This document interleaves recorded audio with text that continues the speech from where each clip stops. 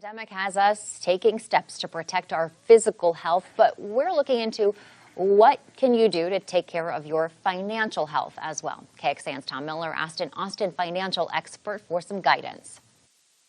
A lot of people can expect to get their stimulus checks this week. When they get that money, what should they do with it? If they don't necessarily need the money right away, perhaps putting it towards their savings or even towards an emergency savings fund, for events like we're going through now. If you need money now, the government stimulus package allows you to take up to $100,000 out of your IRA. Is that a good idea? I normally would recommend against it and just leave your retirement funds where they're at so that they can continue to do what they're doing for your future.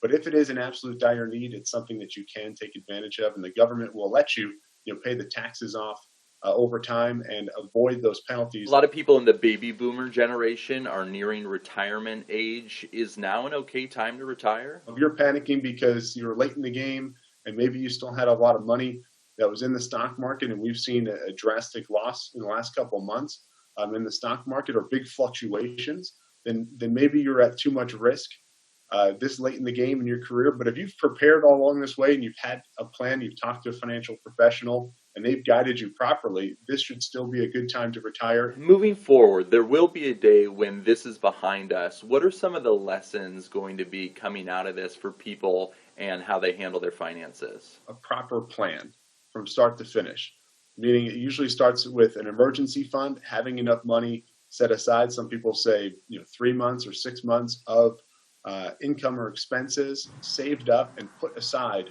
for things like this, not to be touched until something like this happens.